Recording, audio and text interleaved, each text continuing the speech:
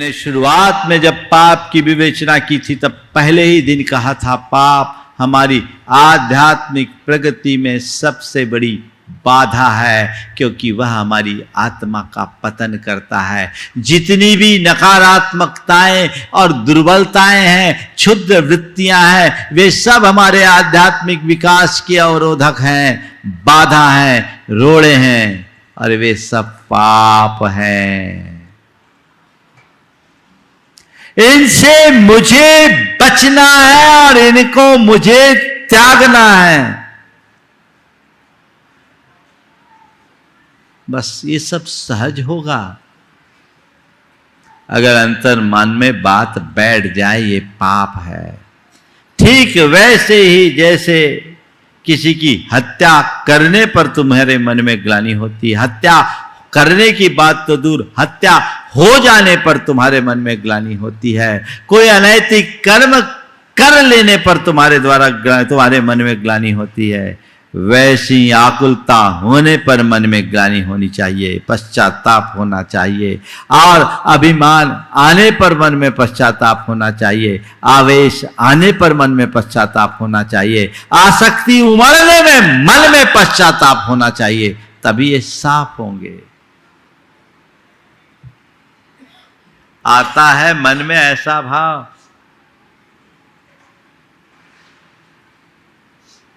कभी नहीं, बहुत कम। जब यह भाव आएगा तभी जीवन में कुछ सुधार हो पाएगा। जो हमारे स्वभाव को बिगाड़ दे, जो हमारी सोच को बिगाड़ दे, जो हमारे संबंध को बिगाड़ दे, और जो हमारे मन की शांति को खंडित कर दे, आखिर क्या वो अपनाने योग्य है? उसे अपनाने योग्य कहा जा सकेगा? नहीं ना। वो अपनाने योग्य है या त्यागने योग्य? हाँ, लेकिन कर क्या रहे हो? कर क्या रहे हो? उसे अपनाए हुए हो, अपनाए हुए नहीं, उसे गले लगाए हुए हो। यही हमारे भीतर की भूल है। आचार्य कुंद ने जो शब्द कहे, अट्ठ रुद्रानी, आर्त और रौद्र परिणाम, आर्त और रौद्र ध्यान, ये सब पाप है। अपने आप को बदल डालने का भाव जगाना चाहिए। अब मुझे आवेश का शमन करना है। और चौथी बात है आसक्ति की, इससे मुझे बचना है। चाहे शरीर की आसक्ति हो, चाहे परिवार की आसक्ति हो, चाहे संपत्ति की आसक्ति हो, चाहे यश प्रतिष्ठा की आसक्ति हो, ये आसक्ति मात्र पाप है, आकुलता की जननी है और अनर्थ की जड़ है। ये समझिए और अपने आप को उससे बाहर निकालने के लिए संकल्पित हो जाइए। आज मैं आपसे कुछ बात करूंगा इनसे बचने की। बचना चाहते हैं? क्योंकि ये उपदेश तो तुम रोज ही सुनते हो। ये बुरा है, ये बुरा है, ये बुरा है, ये बुरा है, ये अच्छा है, ये अच्छा है, ये अच्छा है, ये अच्छा है। ये आप रोज सुनते हो और जानते भी हो। जानते हो कि नहीं जानते हो? बोलो, है ना? सब जानते हैं। एक बार एक संत के पास एक जिज्ञासु पहुंचा, कहा गुरुदेव मुझे कुछ उपदेश दे दो। संत ने कहा ये बताओ, हिंसा करनी चाहिए? बोले नहीं करनी चाहिए। झूठ बोलनी चाहिए? बोले नहीं बोलना चाहिए। चोरी करना चाहिए? बोले नहीं करना चाहिए। बोले कुशील बड़ा खोटा कर्म है। अपरिग्रह की लिप्सा बड़ी बुरी बला है। क्रोध करना चाहिए? कभी नहीं करना चाहिए। अभिमान हमारे पतन का कारण है, और माया दुख की भय की खान है, और लालच बुरी बला है। अच्छी बात। बोले क्षमा परम धर्म है, मृदुता मनुष्य की पहचान है, सरलता हमारे जीवन का प्राण है, और संतोष सुख का मूल है। बोले बता मैं तुझे क्या उपदेश दूं? तुझे पता है क्या अच्छा है और क्या बुरा है, मैं भी यही तो उपदेश दूंगा। हाँ, मैं भी तो तुम्हें यही उपदेश दूंगा। और मैं क्या, दुनिया के जितने भी उपदेशक हैं वो यही उपदेश देते हैं, ये अच्छा है और ये बुरा है। करना क्या है? जानते तुम सब हो पर करते वही हो जो आज तक करते आ रहे हो, अपने आप को बदलते नहीं। ये अच्छा है ये बुरा है, इसको जानने का सही लाभ यही है कि हम अच्छे को अपनाएं और बुरे से बचें। पर अच्छा ये है, ये अच्छा है, ये बुरा है, ये जानने समझने के बाद भी व्यक्ति अच्छे से विमुख होकर बुरे के पीछे ही लगा रहता है। वहां से अपने आप को बचाकर निकल जाइए और उसी अनुरूप अपने जीवन के क्रम को बनाइए, तब हम अपने जीवन में कोई स्थायी उपलब्धि घटित कर पाएंगे, अन्यथा सब कुछ व्यर्थ हो जाएगा। तो आज मैं आपसे कोई अच्छे और बुरे की बात नहीं कर रहा हूं। ये चारों जो अर्थ रौद्र के परिणाम है, आकुलता, अभिमान, आवेश और आसक्ति, इनसे बचने के कुछ कीमिया सूत्र दे रहा हूं। और ये सूत्र नहीं साधना है, सूत्र नहीं साधना है, ये भावना योग है। इसका नित्य प्रयोग कीजिए। सबसे पहले नित्य सुबह उठकर अपने मन में कुछ मंगल कामनाओं के बीज बोइए।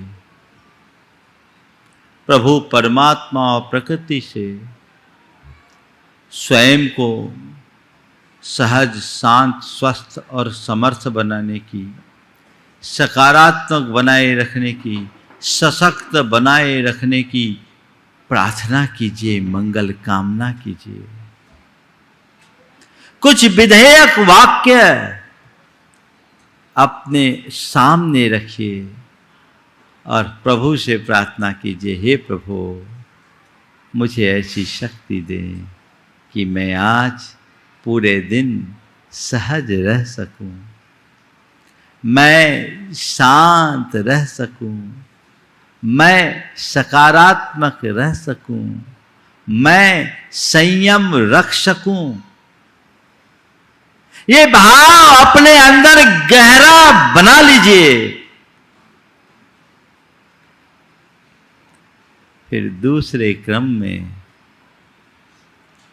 जो मेरे द्वारा दिन भर में गलत हुआ उसके प्रति मन में पश्चाताप का भाव, उसके प्रति ग्लानि, ये आकुलता, ये क्रोध, ये आवेश, ये अभिमान, ये आसक्ति, ये बुराई है।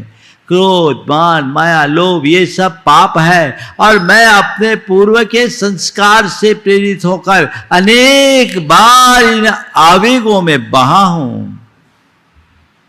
हे प्रभु,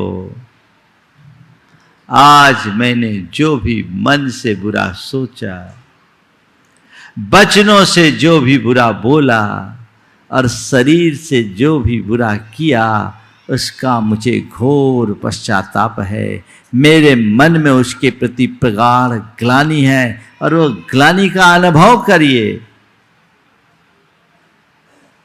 और फिर अपने अभिमानवश, अपने आवेशवश, अपनी आसक्तिवश या अपने अंदर की आकुलतावश, आतुरतावश मैंने जो भी कुछ गलत किया उसके प्रति मन में पश्चाताप, ये प्रतिक्रमण है जो भावना योग का दूसरा चरण है।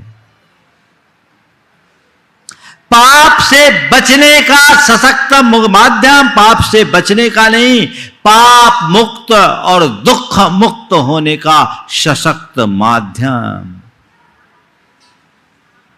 अपनाइए। जब पाप के प्रति आपके मन में ग्लानि होगी, पश्चाताप का भाव होगा, तभी आप उसकी पुनरावृत्ति से बच सकोगे। और उस पुनरावृत्ति से बचने के लिए तीसरे चरण में प्रत्याख्यान है, जो आपके मन में पापात्मक वृत्तियों से बचने के संकल्प के रूप में प्रकट होता है। जीवन को सहज शांत सकारात्मक बनाने का संकल्प, अपने भावी जीवन को उज्जवल बनाने का संकल्प अपने मन में जोड़िए। आज मुझे सहज रहना है, मुझे सहज रहना है, मुझे सहज रहना है, मुझे सहज रहना है, मुझे शांत रहना है, मुझे शांत रहना है, मुझे शांत रहना है, मुझे शांत रहना है, मुझे विनम्र रहना है, मुझे विनम्र रहना है, मुझे विनम्र रहना है, मुझे विनम्र रहना है, मुझे संयम रखना है, मुझे संयम रखना है, मुझे संयम रखना है, मुझे संयम रखना है, मुझे सकारात्मक रहना है, मुझे सकारात्मक रहना है, मुझे सकारात्मक रहना है, मुझे सकारात्मक रहना है। एक ही वाक्य को ओम, एक ही वाक्य को बार बार इस भांति दोहराइए मानो आप अपने अंतश्चेतना को कुछ विशेष निर्देश दे रहे हैं। ये कमांड है, और ये कमांड अगर व्यवस्थित बन गए, गहरे हो गए, तो आपका मन सहज रूप से उन वृत्तियों से जुड़ेगा और जिनसे आप बचना चाहते उससे बचेगा। जब भी मन असहज होने को होगा, अंदर से आवाज आएगी मुझे सहज रहना है। जब भी मन में क्षोभ आवेश आएगा, अंदर से आवाज आएगी मुझे शांत रहना है। जब भी मन में अभिमान उमड़ेगा, अंदर से भीतर से आवाज आएगी मुझे विनम्र रहना है। और जब भी हृदय में आसक्ति उभरेगी, अंदर से आवाज आएगी मुझे संयम रखना है, मुझे सकारात्मक रहना है। और यही तुम्हारे जीवन के बदलाव का आधार बनेगी।